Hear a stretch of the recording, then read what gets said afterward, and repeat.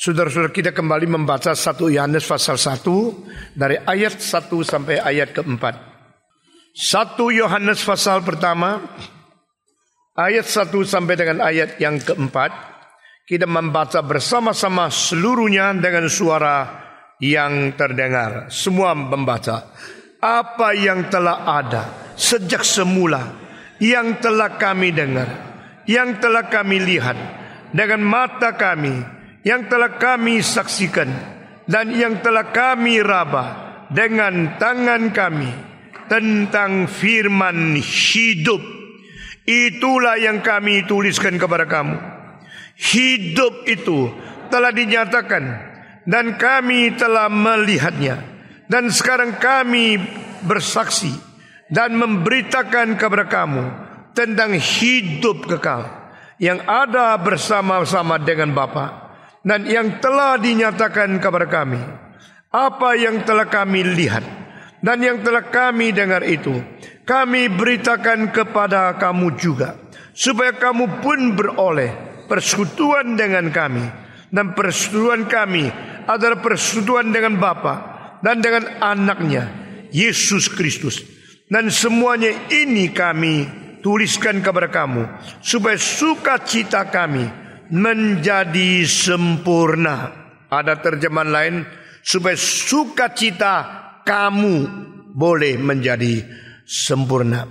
Saudara-saudara, sudah 2 kali kita membicarakan tentang kalimat-kalimat pendahuluan daripada surat Yohanes. Yohanes adalah satu-satunya orang yang mengerti bahwa Allah itu kasih adanya. Paulus tidak mengerti sedalam itu. Yakobus tidak pernah membicarakan itu.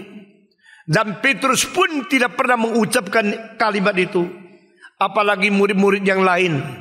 Dan kalau saudara bandingkan, di dalam seluruh agama hanya Kristen yang mengatakan Allah itu kasih adanya. Di dalam seluruh Kristen hanya Yohanes satu-satunya orang yang membicarakan itu. Dan itu terdapat justru di dalam buku ini. Di sini Yohanes yang sudah mengerti kasih dan sudah menikmati kasih dan sudah bersatu di dalam kasih, dan dia sekarang mau mengutarakan itu menjadi sesuatu berita, menjadi sesuatu yang dibagi-bagikan ke dalam seluruh sejarah yang melampaui pembahasan tentang kasih, baik oleh Parmenides, baik oleh Stoicisme, baik oleh orang-orang seperti Zeno, bahkan Aristotle, Plato, dan Socrates. Dia adalah seorang jenius. Dia adalah seorang yang mempunyai pengalaman bukan melalui kognitif, tapi melalui sesuatu persekutuan dengan Tuhan. Maka dia waktu mengatakan, apa sih yang mau kami beritakan kepadamu? Apa sih yang saya mau tulis kepadamu? Kami menulis kepadamu, memberitakan kepadamu tentang firman. Firman itu adalah firman yang ada sejak mula, ada pada diri, yang kekal, yang benar, dan yang hidup.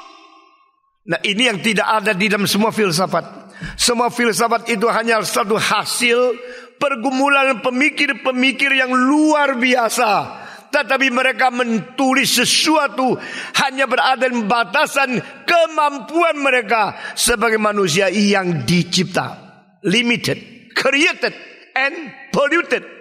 Nah, ini adalah dalil saya 3 T. Created, limited, dan polluted. Ini baru dimengerti oleh postmodern philosophers. Ada satu keadaan disorder di dalam satu sistem dari penemuan-penemuan orang. Saudara-saudara, di dalam Alkitab dengan jelas melihat ke kitab, manusia itu adalah yang dicipta. Meskipun manusia dicipta dengan peta teladan Allah, sehingga di dalamnya mempunyai satu zat yang penting, mempunyai daya ciptaan. Daya ciptaan yang bikin manusia mempunyai kemungkinan merubah sejarah. Daya ciptaan yang membuat manusia mungkin memancarkan sesuatu bijaksana yang disebut satu original thinking, yang berdasar daripada dia sendiri. Tapi itu pun ada created creativity. Created creativity berarti sesuatu aktivitas dan satu sifat boleh menciptakan sesuatu yang aktif melalui sesuatu penciptaan yang sendirinya dari Tuhan Allah, maka dia pasif. Kalau manusia secara pasif dicipta dan dicipta dengan kemungkinan mungkin mempunyai daya mencipta, dia tidak boleh berperan sebagai Allah. Dia hanya berperan sebagai manusia yang berpeta teladan Allah. Tetapi manusia justru tidak tahu diri. Pada waktu dia menemukan sesuatu, dia kira dia adalah pemilik itu. Pada waktu dia mendapatkan sesuatu, dia kira itu bukan anugerah. Para manusia menemukan segala keajaiban di dalam ciptaan Tuhan, dia kira dia penguasa ilmu. Padahal itu adalah yang dicipta oleh Tuhan, lalu diselidiki oleh yang dicipta oleh Tuhan dengan kreativitas yang dicipta dan ditaruhkan ke dalam ciptaan itu saja. Allah mencipta alam semesta, Allah mencipta manusia, dan Allah mencipta daya pikiran di manusia, dan Allah menciptakan suatu kemungkinan bisa mempunyai daya cipta di diri manusia untuk menyelidiki yang dicipta oleh manusia. Everything is given. Everything is received. Everything is grace. Sola gratia. Ilmuwan menemukan apa saja. Dia tidak melompat menjadi pemilik alam semesta. Dia hanya menjadi penganalisa, pengerti, menjadi penyelidik, pengamat. Dia hanya menjadi penyaksi kebesaran Tuhan saja. Saudara-saudara, itulah sebab Francis Bacon mengatakan, jikalau engkau bukan orang yang belajar ilmu secara mendalam, maka engkau selalu jatuh ke dalam sesuatu kecongkakan sebagai ateis.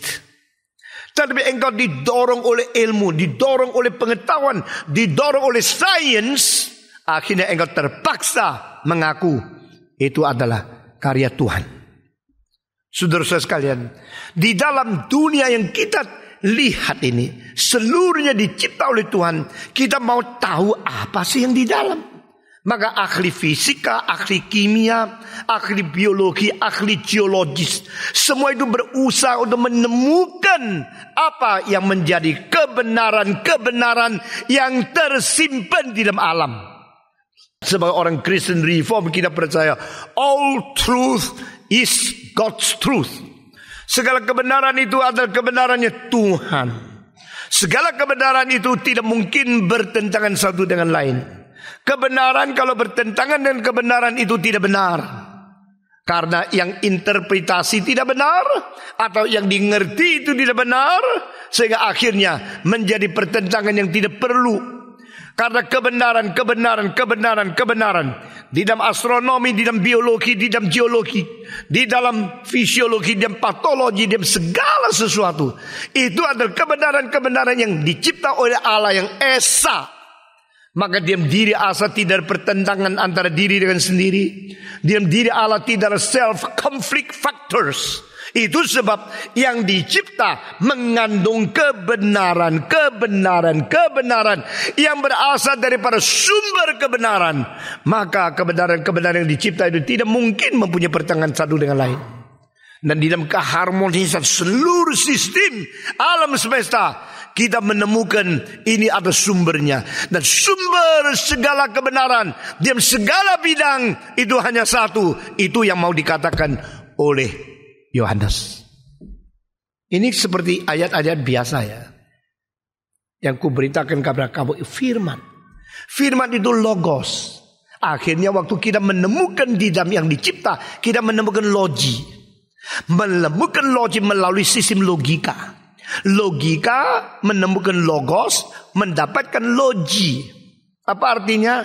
Melalui kemampuan kita berlogika, kita menemukan sebenarnya sudah diatur oleh Tuhan segala sesuatu yang begitu rumit tapi begitu sistematis, begitu teratur dan begitu sinkron satu dengan lain di dalam satu mesin yang besar yang disebut alam semesta.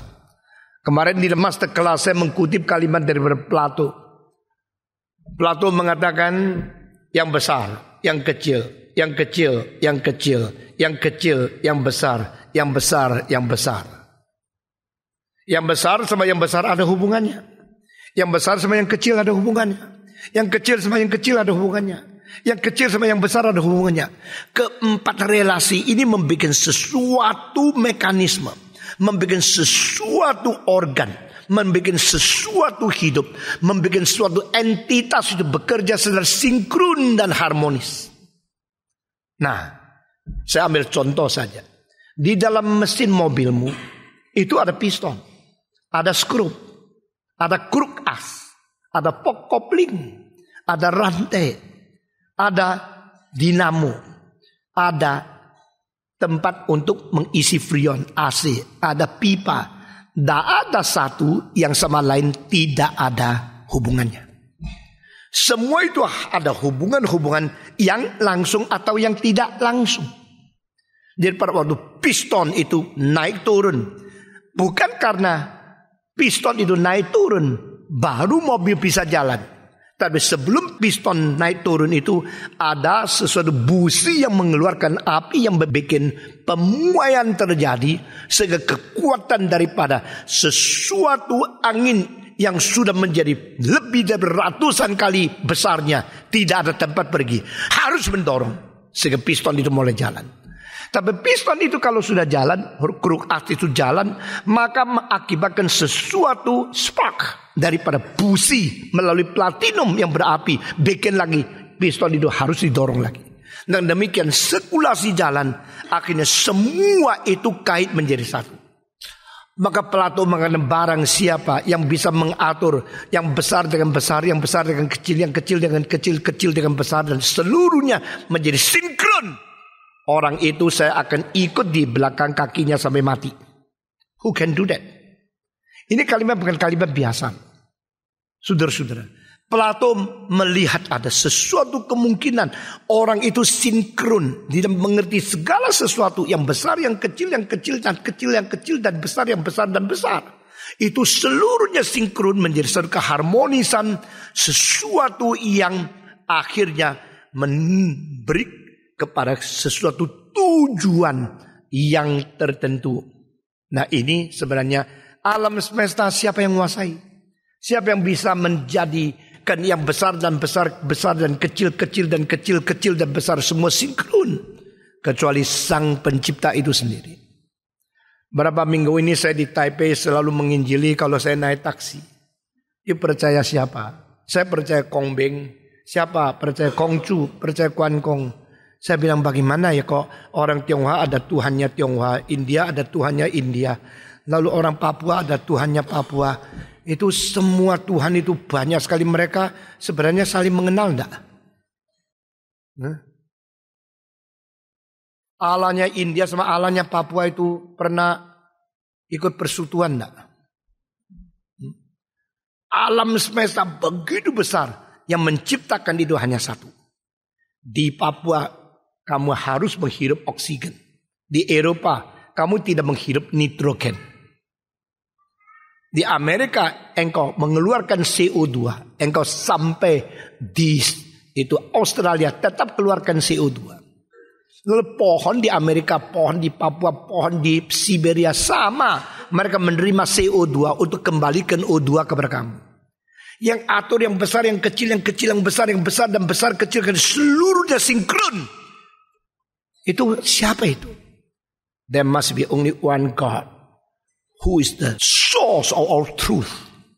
Dan kebenaran yang satu, kebenaran yang menjadi sumber, kebenaran yang menjadi induk, kebenaran yang menjadi pencipta. Yang satu itu, dia itu ada kebenaran yang sekaligus hidup. Nah, ini kalimat tidak ada di agama lainnya. The truth, which is life. Aku memberitakan kepada engkau firman hidup.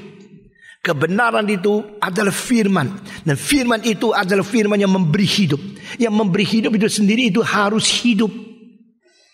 Semenjak Louis Pasteur di Perancis menemukan hidup tidak mungkin berhasil daripada yang tidak hidup, mulailah guncang. Mulailah sesuatu penegakan juga akan pengertian the source of life.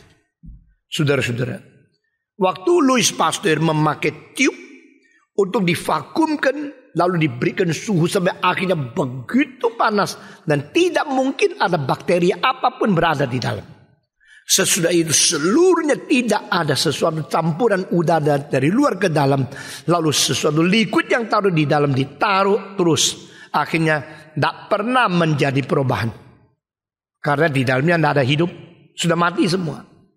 Tetapi air yang taruh di satu tempat pelan-pelan menjadi ada nyamuk, pelan-pelan menjadi uget, pelan-pelan menjadi ada sesuatu binatang yang kecil yang muncul di dalam. Ini dari mana ini? Hidup dari mana? Oh, perubahan itu dia akan datang sendiri. Tidak bisa. Louis Pasteur mengatakan, no life is no life. Life is life. From no life to become life is impossible. Dan kira-kira 50 tahun kemudian seorang bernama Wallace, W-A-L-L-A-C-E, 10 tahun sebelum Darwin menulis buku tentang evolusi, dia sudah menulis Principle of Biology. Waktu Darwin baca, kaget. Kenapa orang ini begitu mudah mempunyai pengertian seperti saya? Lalu dia cari dia sama-sama untuk membuat buku itu lebih lengkap dan menetapkan satu teori, the natural selection. Ini adalah seorang Wallace sendiri pernah melewati kepulauan Indonesia abad ke-19. Lalu Wallace mengatakan 3 hal. Tidak hidup itu tidak hidup. Hidup itu hidup. Tidak ada itu tidak ada. Ada itu ada. Hidup itu hidup. Manusia itu manusia.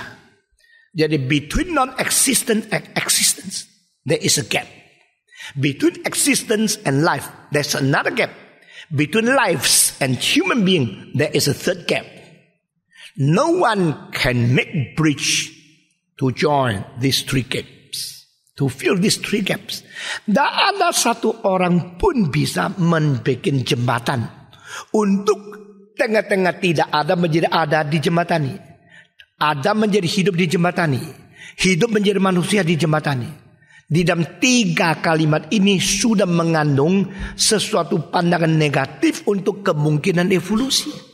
Karena hidup itu hidup. Hidup itu berapa juta macam, saudara tahu? Tumbuh-tumbuhan berjuta-juta macam. Lebih daripada 2.700.000 macam. Pohon-pohon, tumbuh-tumbuhan, rumput-rumput penghijauan. Itu 2.700.000 macam yang sudah ditemukan. Bagaimana banyaknya akan binatang-binatang, makhluk-makhluk yang hidup. Itu lebih daripada hampir 1 juta macam. Di dalam keadaan begitu banyak jenis hidup, saudara-saudari, yang paling kecil virus dan paling besar itu ikan paus. Itu terdiri dari begitu macam hidup. Semua digolong menjadi hidup. Manusia digolong menjadi manusia. Between non-existent and existence, pertama. Between existences and life, kedua. Between all lives and men, ketiga. There are 3 gaps which no one can make bridge for that. Tidak ada orang bisa menyembatani. Jadi di sini hidup itu apa? Hidup itu sama kebenaran apa artinya?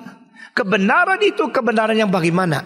Selalu kebenaran dimengerti oleh sekular sebagai sesuatu bahan yang dipikirkan dan yang diiyakan, dikonfirmasikan sebagai yang boleh dipegang, yang boleh dipakai sebagai prinsip.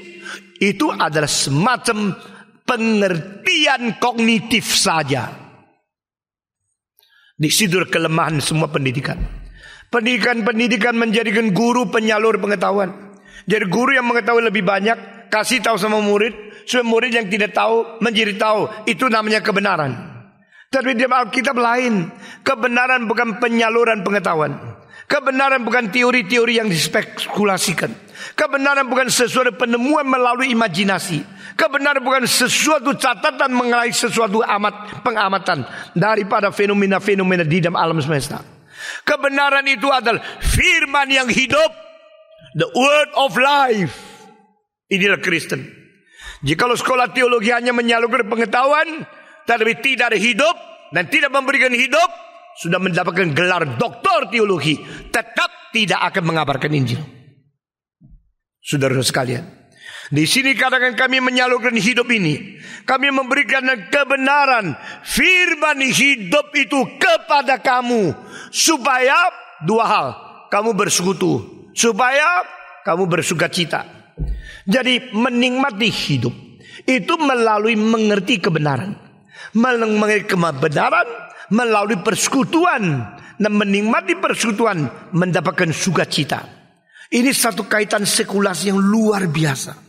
Saudara-saudara, di sini mengandung sudah hidup gerejawi, di sini mengandung meditasi pribadi, di sini mengandung bagaimana membangun iman kepercayaan seseorang di hadapan Tuhan.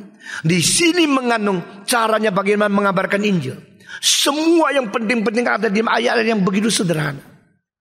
Apa bedanya sebelum dengar khotbah dan sesudah dengar khotbah yang kita sajikan di sini? Setelah engkau dengar selesai, lihat lagi, loh, ternyata ini ayat-ayat bukan seperti apa yang saya bayangkan. Ayat-ayat yang begitu sederhana. Dalamnya begitu dalam, begitu luas. Dan ini boleh menjadi sesuatu puncak yang melihat kerendahan-kerendahan semua filsafat isme, agama, kebudayaan yang bukan dari Tuhan Allah. Saudara-saudara, what is that? The word of life. The word of truth. The truth which is in person. Allah adalah subjektivitas kebenaran di dalam pribadi. Allah adalah kebenaran yang kepribadian. Ini lain dengan apa yang kita lihat. Allah itu tidak benar, atau yang tidak benar disebut sebagai Allah. Misalnya mitos-mitos orang Gerika, dewa-dewa mereka itu berzina. Mereka melakukan ketidakbenaran. Jadi mereka mengabarkan apa? Mengabarkan kebenaran menurut mereka. Kebenaran yang tidak benar. Kebenaran yang tidak benar. Dan hidup mereka tidak ada kebenaran. Ini semua adalah keping-kepingan fragmentaris. Tapi dalam kitab suci tidak. Kebenaran, hidup, etika, kesucian, kebajikan, kasih. Itu satu. Itu Esa. God is love. God is holiness. God is righteousness. God is goodness. God is eternal. God is life. God is light. God is self-sufficient, self-existing, self-immortal God. Itu yang diberitakan. Kalau gereja cuma tahu bagaimana berkhotbah dengan baik, menyalurkan pengertian yang indah, atau gereja juga mengetahui bagaimana kumpulkan orang banyak, khotbah dengan enak-enak dan kumpulkan uang banyak, itu adalah sesuatu komunitas yang beragama Kristen. Itu buat gereja yang sejati. Maka Yohanes mengatakan, kami memberitakan kepadamu, aku menulis kepadamu. Di dalam terjemahan Tionghoa, aku menyalurkan kepadamu hidup yang kekal, yaitu firman kebenaran Tuhan. Saudara-saudara, saya sangat mengindahkan kalau seorang hamba Tuhan, seorang penginjil betul-betul mau mengabarkan Injil, memberitakan orang, merubah hidup orang, membawa orang lain kepada Tuhan. Sesudah itu maka dia itu di dalam memberitakan firman, menyalurkan hidup itu bersatu, dia menjadi hamba Tuhan yang kuat. Ini tidak bisa ditawar. Saudara-saudara sekalian, aku memberitakan kepadamu firman yang hidup. Saudara-saudara, sekarang saya sudah bicara sampai di sini. Kita baca sekali lagi. Saya menganjurkan saudara baca 100 kali sebelum dengar khotbah saya. Sekarang sudah sampai di sini, baca lagi. Nanti sampai sekali baca lagi. Ayat yang sama, setelah mengerti lebih banyak, baca lagi lain. Engkau masuk lebih dalam lagi. Kita baca sekali lagi. Apa yang telah ada sejak semula, yang telah kami dengar, yang telah kami lihat, dan dengan mata kami, yang telah kami saksikan, yang telah kami raba dengan tangan kami, tentang firman hidup. Itulah yang kami tuliskan kepada kamu. Hidup itu telah dinyatakan, dan kami telah melihatnya. Dan sekarang kami bersaksi dan memberitakan kepada kamu tentang hidup kekal yang ada bersama-sama dengan Bapa dan yang telah dinyatakan kepada kami. Apa yang telah kami lihat dan yang telah kami dengar itu, kami beritakan kepada kamu juga, supaya kamu pun beroleh persekutuan dengan kami, dan persekutuan kami adalah bersekutuan dengan Bapa dan dengan anaknya, Yesus Kristus. Dan semuanya itu kami tuliskan kepada kamu, supaya sukacita kami menjadi sempurna. Nah, saudara-saudara sekalian, engkau baca lagi, pengertian lebih dalam lagi. Engkau sudah mengerti secara lebih luas, sudah bandingkan. Silakan baca buku lebih banyak. Silakan bandingkan semua agama, semua filsafat, semua kebudayaan, semua sastra, semua tulisan-tulisan yang paling hebat dari orang paling pintar. Lalu engkau melihat apa keunikan kekristenan, apa keunikan firman. Saudara-saudara, orang yang paling cilaka adalah orang tidak tahu tapi rasa diri tahu. Orang yang sendiri tidak belajar tapi mengajar. Orang yang tidak mengalami tapi kira dia sudah melebihi dari orang lain. Orang yang paling cilaka adalah mereka yang tidak mengerti tapi mereka kira orang lain yang ngerti. Saudara-saudara sekalian, di sini mengandung masih banyak hal yang belum saya uraikan, ya, mengenai firman, hidup, kekal, lalu apa? Persekutuan melalui sukacita. Semua ini adalah hal yang bersangkut paut dengan satu fokus, firman. Logos adalah media yang dipakai Tuhan untuk ciptaan. Allah mencipta segala sesuatu melalui logos. Dan logos adalah media ciptaan kembali kepada Sang Pencipta. Manusia melalui firman mengenal Allah. Dengar baik-baik ya. Allah melalui firman mencipta segala sesuatu. Manusia melalui firman kembali kepada Allah. Allah memakai firman menjadi satu dasar untuk semua kebenaran yang dicipta. Dan semua kebenaran adalah kebenaran Allah. All truth is God's truth. And God make the logos the foundation of all understanding of the truth. Segala logi ditemukan melalui logika. Akhirnya baru tahu segala logi itu sinkron karena ada logos menjadi induk. If the logos is the foundation, if logos is the mother of all logi, then by logic, epistemology is possible. Lalu kita menemukan semua ini karena ada logos di dalamnya. Dan logos ini siapa? Logos ini dalil. Logos ini prinsip. Logos ini sesuatu dalil aksiom yang umum yang Tuhan taruh di dalam alam semesta atau yang berada di alam semesta secara sendiri. Orang ateis mengatakan memang alam semesta itu ada prinsipnya, tapi tidak ada hubungan dengan Tuhan. Orang Kristen mengatakan Tuhan yang mencipta, menaruh prinsip di dalam alam semesta.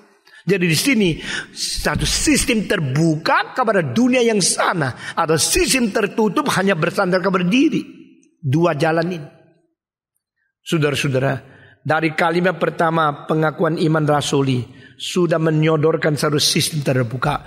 Aku percaya kepada Allah, pencipta langit dan bumi. Jangan kira itu kalimat kecil. Di situ manusia terbuka kepada sistem, kepada yang menjadi sumber segala sesuatu. Di dalam Greka tidak ada itu. Tidak ada istilah aku percaya kepada Allah, Bapa yang Maha Kuasa, pencipta langit dan bumi. Tidak ada. Mereka cuma tahu alam semesta ini indah. Mari kita menyelidiki, ayo menemukan segala sesuatu rule, principle, logika yang ada di dalam nature. Nature, istilah nature dalam bahasa Tionghoa, zheran, artinya zheran, memang begitu pada dirinya sendiri. Memang begitu pada diri sendiri, berarti tidak ada yang mencipta. Itu namanya zheran. Dan yang disebut alam semesta itu ada pada diri sendiri. Tetapi Yohanes mengatakan tidak. Firman itu yang ada pada diri sendiri. Dunia ini tidak ada pada diri sendiri. Dunia ini menjadi ada karena firman itu yang mencipta. Ini sesuatu peperangan besar di dalam konsep filsafat dan konsep seluruh kebudayaan umat manusia dari dulu sampai sekarang. The nature is like that simply because created by supernatural God. The God who is a supernatural transcends time and space. He created time and He created space. Then the space become like this. Firman itu. Dan firman itu hidup. Firman itu kekal. Firman itu ada pada diri. Firman itu self-existing. Mungkin tidak. Abad ke-20 ada peralihan daripada satu yang dulu disebut the constancy of the matter, yaitu matter atau materi itu adalah konstan. Dan Einstein pun percaya alam semesta ini mestinya konstan. Tetapi sampai sekarang baik daripada Heisenberg, daripada Stephen Hawking sudah memberitahu kepada kita bahwa ini uncertainty. Tidak ada yang mutlak. Ini semua dalam perubahan. Inilah dunia yang hanya bayang-bayang sang pencipta. Ini dunia yang karya daripada sang kebenaran itu. Menciptakan segala sesuatu dalam perubahan. Tapi yang menopang, dia sendiri tidak berubah sampai selama-lamanya. Itu namanya Tuhan. Itu namanya kebenaran. Firman yang tidak berubah. Logos itu. Akhirnya Alkitab mengatakan logos itu telah menjadi daging. Nah ini yang menjadi heran. Kebenaran kok bisa menjadi daging? Karena kebenaran itu sendirinya adalah hidup yang kekal. Dan kebenaran itu telah menciptakan alam semesta. Dan kebenaran yang hidup itu telah menciptakan sesuatu yang hidup di dalam alam semesta. Dan adalah mahkota tertinggi. Hidup itu yang tertinggi disebut manusia. Man is the crown of all creatures. Man is the highest point of God's career. Man is created of the image and the likeness of God. Manusia dicipta menurut peta teladan Allah. Maka manusia itu menjadi mahkota dari seluruh ciptaan. Di dalam rumahmu ada hal yang paling mahal. Itu mahkota daripada bendamu. Di tengah-tengah anak-anakmu nanti ada satu yang paling unggul. Studinya paling baik, yang mempunyai sumbangsi paling agung untuk mempengaruhi masyarakat. Itu mahkota di rumahmu. Dan di dalam seluruh ciptaan Tuhan Allah, itu ada mahkotanya. Mahkota ciptaan yaitu umat manusia, Adam. Maka Alkitab mengatakan Allah memberikan mahkota hormat dan kemuliaan atas diri manusia. Itu di dalam Mazmur pasal 8. Men are crowned with the glory and honor. Adam mempunyai mahkota. Mahkota kemuliaan. Mahkota kehormatan. Maka manusia adalah satu-satunya makhluk yang bisa loncat daripada fenomena biologi untuk menemukan sesuatu kemuliaan-kemuliaan yang non materi. Sehingga ribuan tahun tidak akan digugurkan oleh sejarah. Sehingga betul-betul siapapun ketemu dia akan menghormati dia. Saudara-saudara, siapa yang mengingat anjing yang mati? Paling banyak pemiliknya. Tapi kenapa kita mengingat orang-orang yang agung? Sampai itu ada kuil, ada wihara, ada gereja, ada gedung peringatan Memorial Hall. Mengapakah di Washington DC ada yang disebut Lincoln Memorial Hall yang begitu agung? Karena dia terlalu besar, terlalu hormat. Di antara 40 lebih presiden-presiden, hanya beberapa presiden Amerika yang diingat oleh rakyatnya selama-lamanya karena agung. Tetapi kalau lihat modelnya justru Lincoln paling jelek. Sampai dimaki-maki sama lawannya, seterunya, musuh politiknya. Berkata, saudara-saudara bangsaku, rakyat Amerika, kalau mau melihat orang utan, tidak usah pergi ke kebun binatang. Lihatlah Lincoln sudah cukup. Kurang ajar betul ya. Penghinaan yang besar sekali. Kalau saya di ngomelin seperti itu, betul-betul saya jadi orang hutan. Kalau engkau mau lihat itu orang hutan, mau lihat itu, lihatlah Abraham Lincoln cukup. Lincoln dengar marah tidak? Tidak marah. Akhirnya dia yang pilih jadi presiden. Setelah dia dipilih jadi presiden, lalu ada seorang datang kepada dia. Kita memerlukan seorang yang menangani angkatan laut. Tapi saya tidak tahu yang mana yang cocok. Lincoln bilang orang itu. Biar dia menjadi panglima dari angkatan laut. Paling cocok. Loh, itu kan musuhmu. Itu orang marah-marahin kamu seperti King Kong kalau mau pakai dia. Lincoln bilang kita kan sekarang bicara tentang negara. Bukan bicara tentang hubungan pribadi. Lupakan itu. Yang penting negara ini harus kuat. Maka orang paling cocok menjadi kepala angkatan laut dia. Kalau tidak pilih dia kita salah. Ya, keagungan Lincoln seperti itu. Keagungan seseorang membuat dia tidak lagi terikat oleh parasnya, waktunya, tempatnya, zamannya, limitasinya. Dia menjadi agung yang sampai melintasi sejarah berjaman-jaman. Orang akan menghormati dia, mengkagumi dia, imitasi dia, merenungkan dia. Memorial Hall didirikan. Nah saudara-saudara, kalau Tuhan telah menciptakan segala sesuatu melalui firman, dan Tuhan menciptakan sang manusia yang mempunyai daya cipta dan mempunyai kemungkinan mengamat ciptaan, ini ada crown. Ini ada crown of the glory and honor. Dan manusia yang tidak mengerti ini, dia akan buang glory and honor sendiri. Manusia yang tidak tahu kalau dia manusia, dia nanti hidupnya kayak binatang. Manusia kalau tidak sadar dia manusia, dia hidupnya seperti anjing. Karena dia tidak tahu kalau dia ada crown of glory and honor. Apa yang saya katakan minggu lalu, di Hong Kong, di Taiwan, kota-kota besar di Asia dibikin statistik. Kebanyakan pria bersetubuh dari lebih daripada 5,7, ada yang sampai 12 wanita. Itu anjing atau orang? Saya tanya. They forget they are man. Mereka lupa kalau mereka manusia. Mereka boleh pakai dasi, pakai jas yang bagus, kelihatan anggun. Tapi Tuhan tidak lihat itu. Kadang-kadang kita tidak mengerti di musim-musim banyak itu gambaran telanjang. Dan itu mulai dari Renaissance. Salah seorang high Renaissance painter yang terkenal ia adalah Michelangelo. Michelangelo menggambar di Vatikan, pusatnya Katolik. Itu banyak orang-orang termasuk rasul-rasul telanjang. Lalu orang tanya, loh Kristen kok kayak gini ya, jelek ya. Telanjang itu enggak jelek. Yang jelek itu salah gunakan tubuh ketelanjangan itu. Itu yang jelek.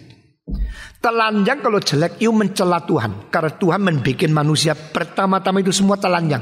Betul gak? Adam waktu dicipta ada pakaiannya enggak? Saudara mau enggak menikah dengan seorang yang terus pakai baju enggak mau telanjang? Waktu engkau menikah, engkau mengharap nyonyamu terus pakai baju atau harap dia telanjang? Telanjang itu indah. Telanjang itu diciptakan oleh Tuhan. Dan Tuhan itu melihat manusia, bukan melihat pakai baju apa. Oh, khotbah ini revolusioner ya. Saudara-saudara, waktu orang tanya Michelangelo, kenapa you gambar yang telanjang-telanjang? Dia menjawab satu kalimat dengan serius sekali. I draw every person as what God sees them. Aku melukiskan manusia itu seperti bagaimana Tuhan melihat dia. Bukan seperti manusia melihat kamu pakai baju apa. Christian Dior, Ferragamo, Shania, untuk melihatkan mulia. Tuhan bilang, tak usah, buang itu. Setelah Adam berdosa, dia langsung pakai pakaian. Itu Hawaii pertama. Daun-daun menjadi gaun. Ya. Lalu dia mulai menutupi tubuhnya yang malu. Menutupi dosanya. Tuhan mengatakan, buka.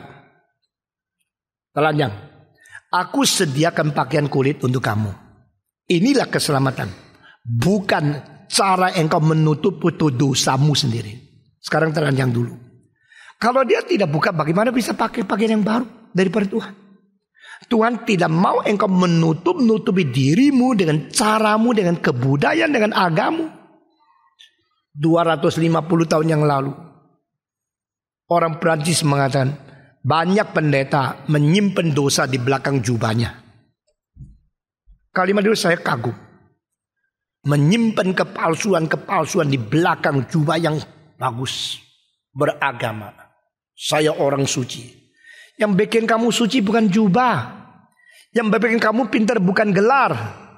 Yang bikin kamu hormat adalah kesucian, hidup penuh dengan cinta kasih, keadilan, kesucian, kebajikan mirip Tuhanmu. We are crowned with glory and honor. And the glory and honor there's nothing to do with social class. Di dalam masyarakat ada social class. Kelas tinggi, kelas rendah. Orang yang masuk istana semua pakai pakaian bagus sekali.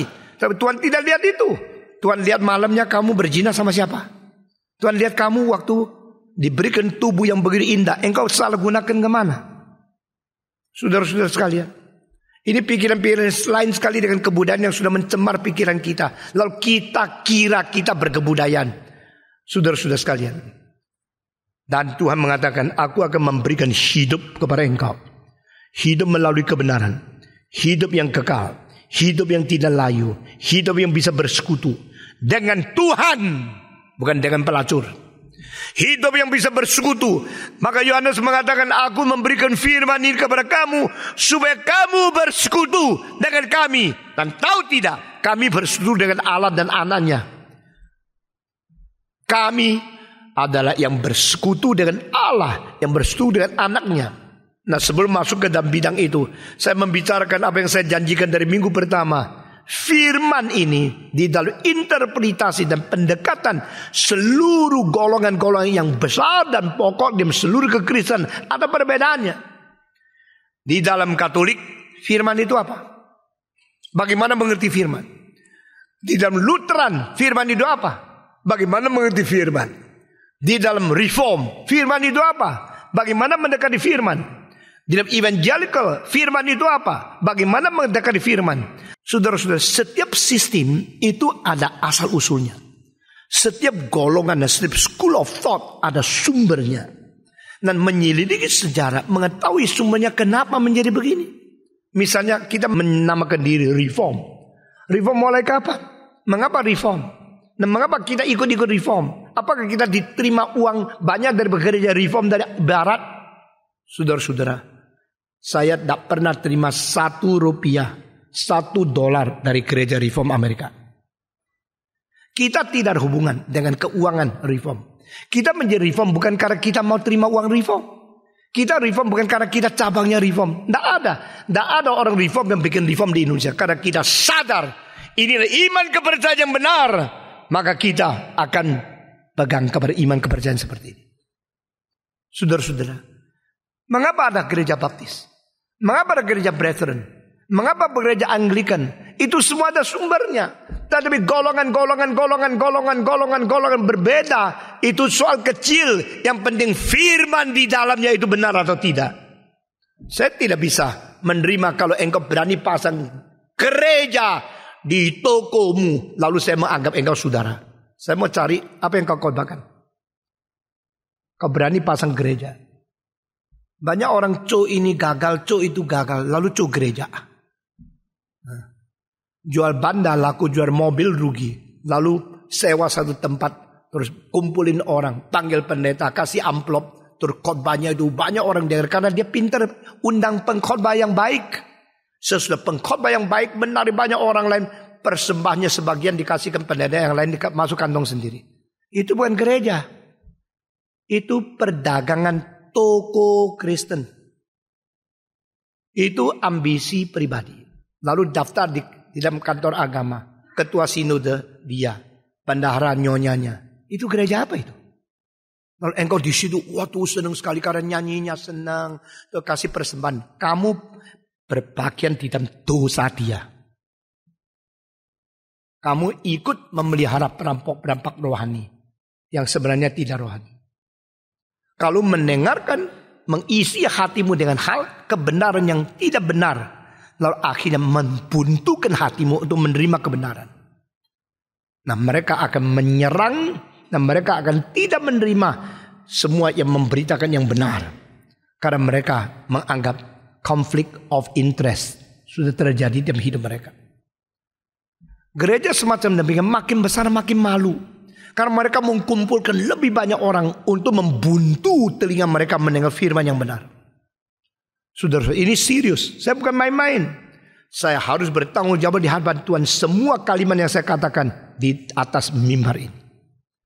Saudara-saudara, lalu kita mau lihat adakah perbedaan pendekatan firman di dalam sistem Katolik dengan Protestan? Adakah pendekatan firman di dalam sistem Ortodoks dengan Protestan? Adakah pendekatan firman, interpretasi firman daripada Reform dan Metodis, Arminian yang berbeda? Ada. Nah, ini yang saya mau katakan sekarang. Firman itu harus bagaimana dimengerti Orang Protestan di permulaan mengatakan sola scriptura, hanya kitab suci. Jangan ditambah-tambah. Jangan melewati yang lain, tapi langsung dari kitab suci. This is the only authority. This is the supreme power. This is the word of God. Ini adalah reformasi. Reformasi mengatakan Alkitab itulah sesuatu otoritas tertinggi. Alkitab itu sendiri sudah cukup. Alkitab itu firman Tuhan. Alkitab itu tidak bisa ditawar. Inilah kebenaran. Sebarang orang mentafsirkan Alkitab. Alkitab harus diterjemahkan, harus ditafsirkan melalui apa?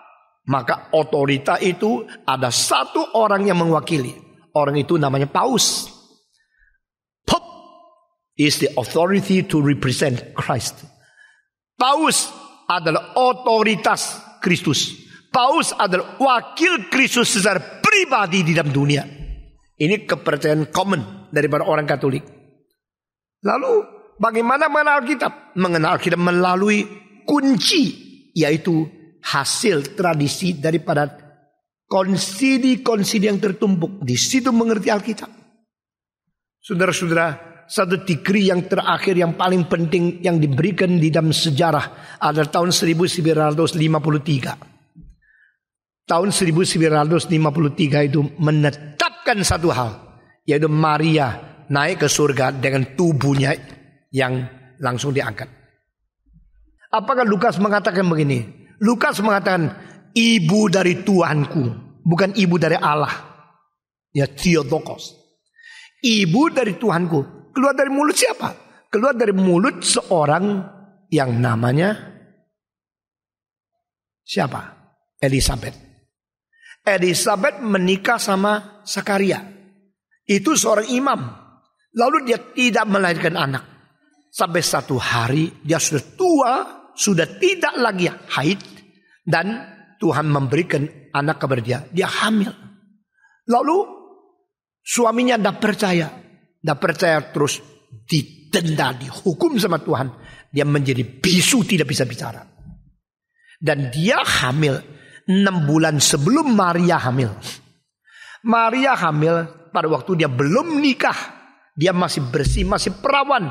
Ini satu peristiwa yang belum pernah terjadi dalam sejarah. Di dalam mitos-mitos, di dalam agama-agama yang lain. Ada yang katanya dewa masuk ke dalam rahim perempuan. Tapi itu semua mitos-mitos yang tidak pernah berwujud. Yang sesungguhnya terjadi cuma satu, yaitu benih perempuan akan meremukkan kepala ular. Ini yang dijanjikan menjadi satu nubuat pertama. Bukan melalui nabi, tapi nubuat yang satu-satunya pertama dari mulut Tuhan Allah sendiri kepada manusia. Adam dan Hawa, engkau sudah berdosa. Yang bikin engkau berdosa karena engkau dengar perkataan ular. Dan saya berkata benih perempuan akan meremukkan kepala daripada benih ular. Itu janji bukan daripada nabi, dari Tuhan. Allah berkata sendiri kepada manusia.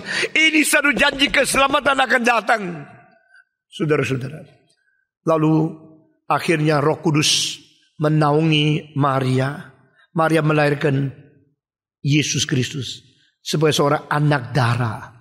Nah, di situ kuasa Tuhan, ada kuasa hidup, kuasa mengatur seluruh dunia, kuasa keselamatan, kuasa yang menggenapi semua nubuat itu dinyatakan, diwujudkan di dalam seorang diri Maria. Nah, pada waktu Maria itu lagi hamil, Maria pergi mengunjungi akan Elizabeth.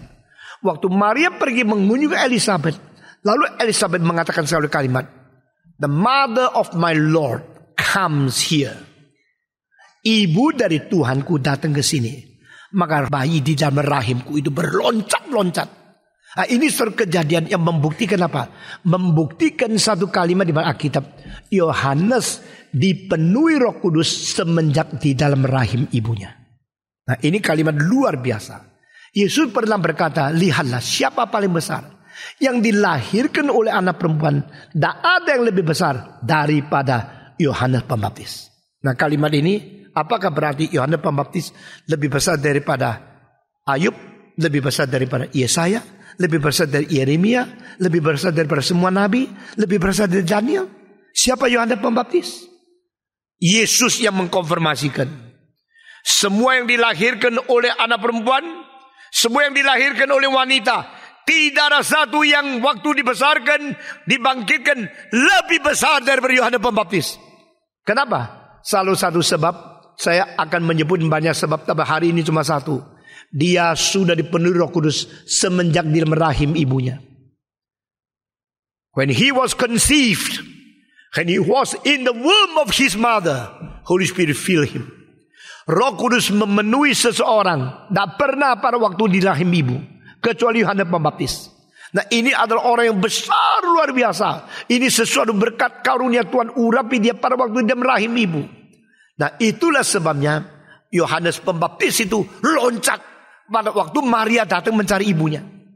Maria mengandung Yesus, datang mencari Zakaria yang mengandung Yohanes Pembaptis. Begitu Maria datang, masuk di pintu, langsung bayi itu loncat-loncat di dalam rahim. Kenapa? Terlalu senang. Senang kenapa? Dia ingin mati untuk Kristus. Dia ingin melayani Kristus, ingin menjadi pengabdi kepada Tuhannya. Elizabeth mengatakan, the mother of my Lord. Siapa? Maria. Maria adalah seorang ibu yang mengandung Yesus Kristus. Yesus Kristus itu Tuhan, dan Maria itu ibunya Tuhan. Nah, saudara-saudara, sekarang saya memberikan sedikit bahan. Kalau engkau di dalam pengertian itu kacau, engkau akan mendapatkan penjelasan di sini. Karena waktu Maria mengandung, yang di dalam dia itu sudah bersifat ilahi. Tetapi Alkitab tidak pakai mamanya Allah, pakai ibu dari Tuhanku, the mother of my Lord. Nah, saudara-saudara, adakah orang memanggil cucunya Tuhan? Jawab. Bolehkah manusia memanggil keturunannya Tuhanku? Boleh nggak? Kalau saya memanggil cucuku Tuhan, Tuhan, gila anda saya? Salah kan? Tetapi di perjanjian lama ada satu orang memanggil cucunya keturunan sebagai Tuhan. Siapa? Daud. Maka Yesus menyerang kembali dengan jawaban itu, bikin seluruh Farisi hancur konsepnya. Pada waktu Yesus dianggap membuktikan diri, menyerahkan diri berketuhanan, maka mereka marah kepada dia. Nah, Yesus mengatakan, coba tanya, bukankah tertulis di Alkitab, Daud berkata, Tuhan berkata kepada Tuhanku. Jadi yang disebut Kristus itu keturunan Daud. Keturunan Daud itu cucu buyut, di antara satunya itu keturunan. Tapi Daud memanggil dia Tuhan. The Lord spoke to my Lord. Tuhan yang di surga berkata kepada keturunanku yang akan menjadi Tuhanku. Jadi Daud sendiri mengaku cucunya itu, salah satu itu keturunannya namanya Yesus itu Tuhannya. Kenapa Tuhan bisa menjadi cucu seseorang? Karena inkarnasi. Ini Natal. Kenapa Tuhan bisa menjadi bayi? Karena ini kenaungan Roh Kudus. Jadi pada waktu Maria mengandung Yesus Kristus, Maria itu mengandung seorang bayi yang sudah ada sifat ketuhanan. Bukan manusia biasa. Nah, ini akan menjadi satu perlawanan dengan ajaran yang salah dari pentafsir abad pertama yang disebut Serintus. Serintus sama dengan orang-orang yang namanya docetisme. Yaitu mereka-mereka yang terpengaruh oleh ajaran yang bidat. Nah, mereka mengatakan Yesus bukan Allah pada waktu masih bayi. Yesus bukan Allah pada waktu masih di dalam rahim. Yesus hanya menjadi manusia yang disertai Allah setelah Yesus dibaptiskan. Karena waktu Yohanes membaptiskan dia, maka itu lihat ada surga berbicara, ini anakku. Lalu ada apa? Roh Kudus turun kepada dia kan? Ingat tak? Pada waktu Bapa this is my son, my beloved son, listen to him. Ini anakku yang aku berkenan, dengarlah kepadamu akan dia. Pada waktu langit buka, Allah bersaksi, Roh Kudus seperti merpati datang turun di atas Yesus Kristus. Maka orang-orang yang docetisme, orang-orang yang tidak percaya kristologi yang benar, mereka mengatakan Yesus saat itu baru ada Allah datang kepada dia. Allah menyertai dia, baru dia menjadi Kristus. Lalu pada waktu Kristus mati di atas kayu salib, sebelum itu dia berteriak, my God, why have you forsaken me? Mengapa Allah meninggalkan aku? Saat itulah Roh Kudus meninggalkan dia, Allah meninggal dia menjadi manusia biasa lagi. Jadi yang disebut dia adalah Yesus Kristus, periodenya itu cuma 3,5 tahun. Permulaan mau melayani, Roh Kudus datang kepada dia, mengurapi dia. Waktu dia di kayu salib, Roh Kudus meninggalkan dia. Waktu Roh Kudus turun kepada dia bersifat manusia dan sifat ilahi. Waktu Roh Kudus meninggalkan dia bersifat manusia, tidak bersifat ilahi. Di situ dia menjadi seorang biasa lagi. My God, why hast thou forsaken me? Sifat ilahinya tinggal dia. Ini ajaran yang salah belaka. Karena apa? Karena Yesus Kristus mengatakan 7 kalimat di salib. Kalimat pertama menyebut my Father. Kalimat keempat mengatakan my God. Kalimat ketujuh kembali mengatakan my Father. Berarti dia adalah anak Allah. Tidak berubah. Tetapi pada saat dia menyebut my God, why hast you forsaken me? Di situ dia menanggung dosa dan harus mati karena dia mempunyai tubuh manusia. Tidak berarti Allah meninggal dia, maka dia tidak pernah mempunyai sifat ilahi. Atau sifat ilahinya tinggalkan dia. Tidak. Nah, mengenai ini saudara belajar teologi baik. Saudara-saudara, kita teruskan ya. Nah, di sini kita melihat bahwa Maria waktu mengandung, di dalam kandungan itu bayinya sudah ada sifat ilahinya. Sudah ada ketuhanannya. Nah, di sini ajaran itu melawan semua bidat-bidat yang anggap diri pintar mengerti Alkitab. Tetapi Tuhan simpan satu ayat untuk menjadi lawan. Menyimpan satu ayat untuk menjadi lawan.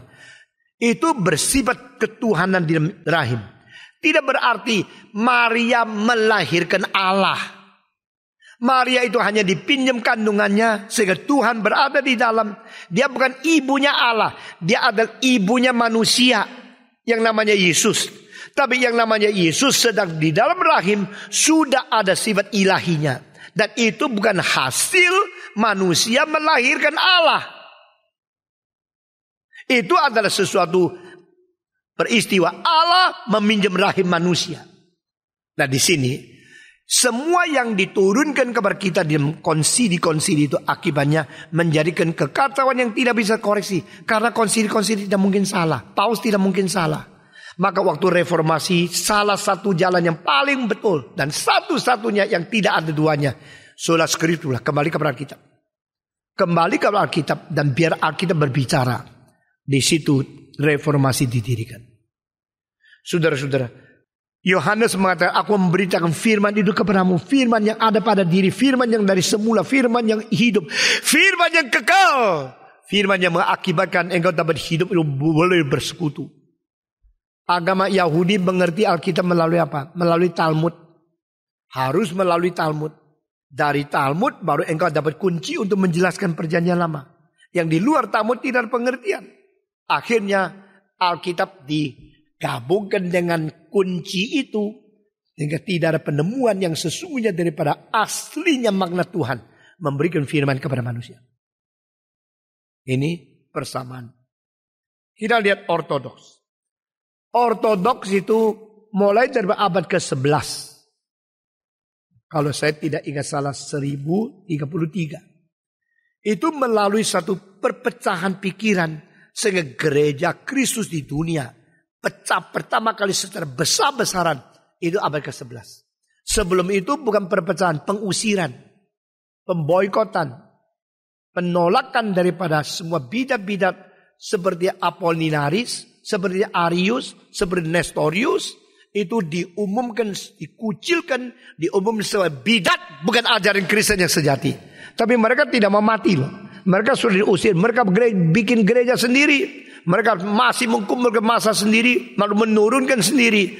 Pada abad ke-7 Nestorius pertama ke Tiongkok mengabarkan Injil. Sampai sekarang di Xi'an, di Shanxi Province, ada satu batu daripada Kristen yang tingginya 2,20 meter lebih. Di situ adalah tulisan bagaimana agama Nestorian datang ke Cina. Tapi diam 200 tahun hancur semua. Saya tidak bicarakan setelah sekarang. Nah, ini mereka itu tidak mau mati. Sudah dianggap bidat, mereka berkembang lagi. berkembang akhirnya hidup atau mati terserah sejarah bagaimana pimpin. Apa salahnya Nestorius? Apa salahnya Arius? Apa salahnya Sabellius? Apa salahnya daripada orang-orang Montanisme, karismatik yang kuno? Akhirnya mati-mati satu persatu. Itu tidak sekarang. Sekarang kita masuk ke dalam yang disebut ortodoks. Ortodoks itu karena tidak terima satu doktrin tentang Allah Tritunggal. Orang Katolik percaya Allah Tritunggal, percaya.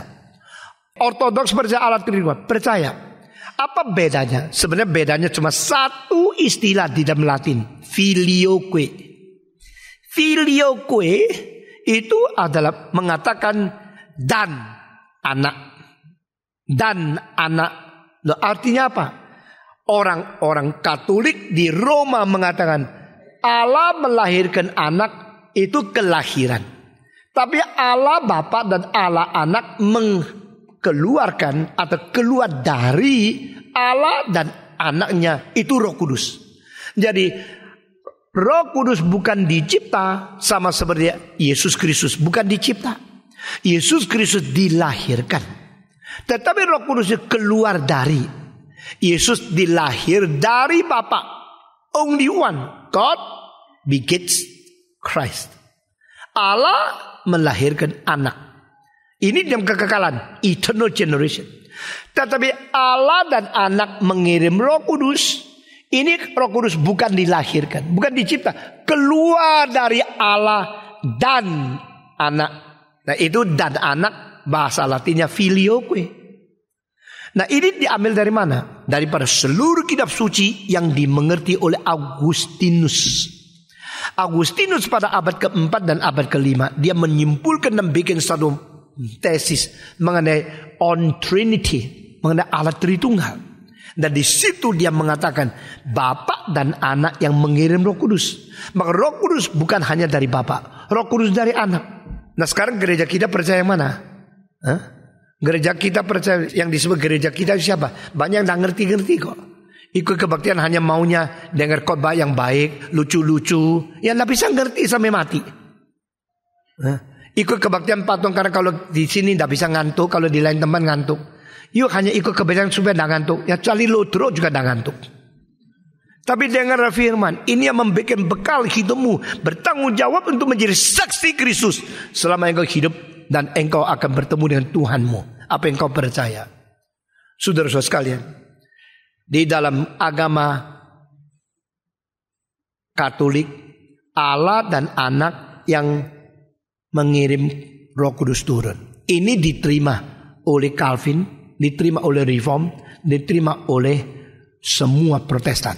Ortodoks itu kenapakah disebut mereka berpercaya dengan Katolik? Mereka percaya Roh Kudus hanya dikirim oleh Bapa, Anak tidak bagian. Bapa melahirkan Anak, Bapa mengirim Roh Kudus, maka Allah Tritunggal. Protestan mengikuti teologi dari Augustinus.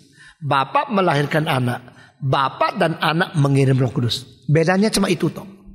Cuma satu istilah toh, perpecahan besar luar biasa sampai sekarang sudah hampir 1000 tahun tidak mungkin reconcile lagi. Berarti seriusnya tentang doktrin. Orang bilang doktrin tidak penting, jangan ribut doktrin. Orang bilang doktrin tidak penting, sebenarnya dia sudah menganggap doktrin tidak penting, itulah doktrinnya. Ya, seperti orang bilang, saya tidak bisa ambil keputusan hari ini. Dia sudah ambil keputusan bahwa hari ini jangan ambil keputusan. Itu keputusan. Ya. Orang bilang, tidak ada golongan, tidak penting. Kita ada satu, kita tidak mau golong-golong. Kita semua tidak percaya ada golongan. Itulah golongan yang tanpa golongan. Kalau engkau pintar, engkau mikir 2 kali. Engkau itu logikanya tidak jalan.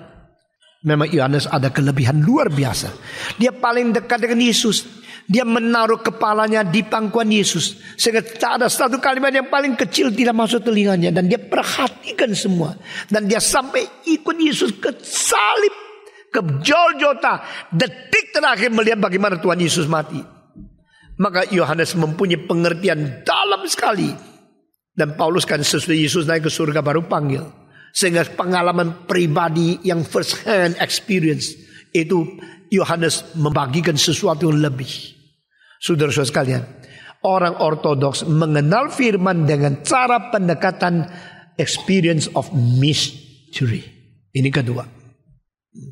Nah, mereka memikirkan segala firman Tuhan melalui satu kunci, yaitu union with Christ. Union with Christ, bergabung dengan Kristus. Bergabung dengan Kristus, yang persatuan itulah pengertian kebenaran akan tiba kepada orang yang mengalami. Ini caranya mereka.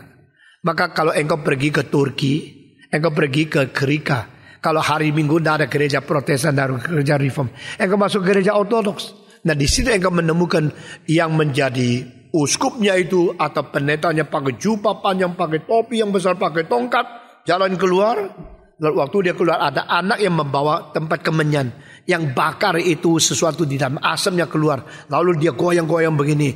Itu semua misterius. Dan di situ ada doa yang seperti asam naik ke surga. Lalu dia yang nyanyi di belakang, kornya tidak pakai jubah, kornya nyanyi di belakang tirai. Jadi engkau dengar suara yang indah tapi tidak lihat orangnya. Itu ortodoks.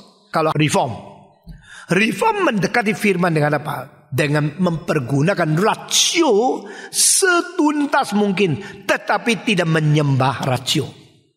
Orang reform pasti khotbahnya lebih jelas, penganalisaannya dan rasionya pasti kuat luar biasa, sehingga berusaha untuk menjawab semua pertanyaan dengan sesungguhnya, dengan mendirikan satu sistem yang tidak gampang digoncangkan. Ini bedanya, saudara-saudara. Bedanya reform, Calvinisme dengan Lutheran. Di dalam Calvinisme, we must be rational, but we must not be rationalist.